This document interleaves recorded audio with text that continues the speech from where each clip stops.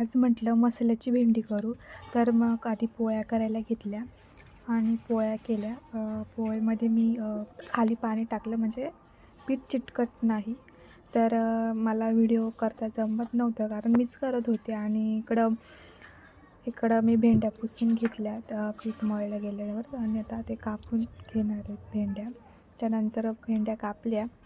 नंतर त्या कढईमध्ये तेल ठेवलं, त्यात मी भेंड्या टाकल्या, त्या शिजवण्यासाठी टाकल्या. मग ते शिजल्यात ना नंतर मग लगेच 5 मिनटात होऊन जातात.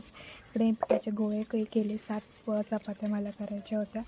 तर केलं कसं म्हणजे जमत नव्हतं, पण एक म्हणताना हाऊस व्हिडिओ करायची कोणी म्हणजे नव्हतं, म्हणून मग मी माझं ट्राय करत होते आणि असंच एक ट्रायल म्हणून व्हिडिओ करत होते. इकडे चपात्या करून घेतल्या. आज टाईम झाला होता तर म्हटलं पटपट करून घेऊ चपात्या. इकडं तिकडं भाजी शिजते. तर चपात्या झाल्यानंतर मग भाजीला फोडणी वगैरे देऊन देणार. चपाती शेकते.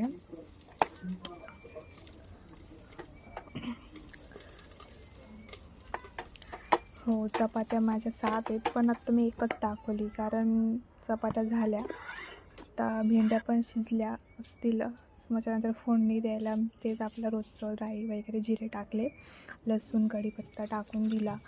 त्यानंतर मग कोथिंबीर वगैरे टाकली. आपण वरून पण टाकू शकतो आपल्या चॉईसनुसार. अजून मसाले वगैरे सगळे त्याच्यावरून मिक्स करत गेले मी. हळद, आपला गरम मसाला असतो, लाल तिखट असतं, आपलं नंतर मीठ वगैरे, शेंगदाण्याचं कूट आणि थोडं डाळीचं पीठ टाकून त्यांना मी चांगलं असं मिक्स केलं. मिक्स करून टाकलं आणि ते तेलामध्ये आपण त्याला फ्राय करायला टाकणार आहोत. तर फ्राय झाल्यानंतर वेट करायचं 10 मिनटं. त्यानंतर आपलं पेस्ट